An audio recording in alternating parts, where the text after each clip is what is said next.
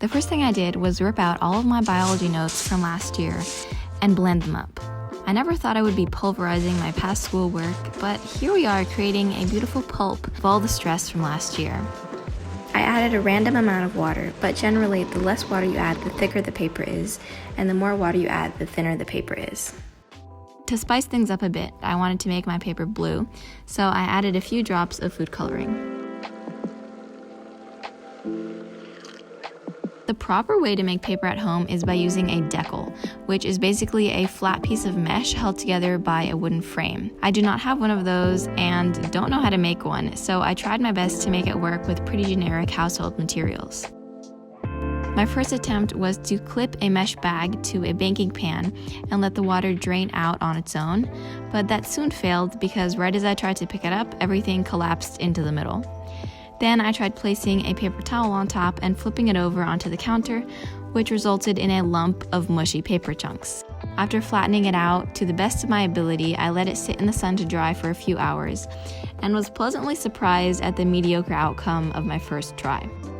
I made a second sheet that was much neater and actually kind of looked remotely like paper, so if your first attempt sucks like mine did, just try it again and it will probably get better. After I tried many different tactics, I finally came up with a pretty good way to make paper at home without a deckle, so here it is. First, I set up my lasagna dish with a mesh bag on the bottom. After that, you're just going to pour in your paper pulp. I smeared it around a bit to make sure everything was fairly even. Then I took an old paper towel, but a regular towel would work as well, and placed it over the pulp. With a sponge, I sopped up as much water as I could get and squeezed it out into another container. This is going to take away a lot of the food coloring and make the paper more of a dull color. So if you really want vibrant colors, make sure to add lots of food coloring. Once you've soaked up as much water as you can, take it out of the pan and set it on a flat surface.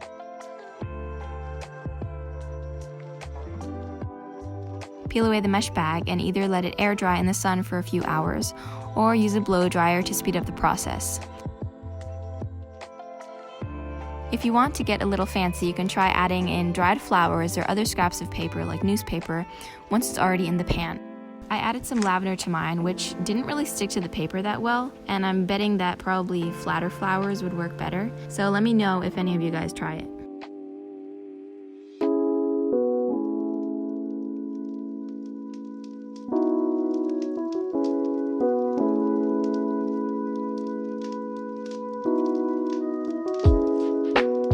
One tip I have is to place the paper in or underneath a heavy book to make sure it doesn't curl.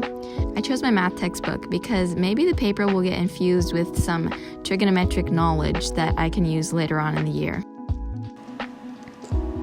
Anyway, that's it for this video. I hope you found it helpful or at least enjoyed watching the process.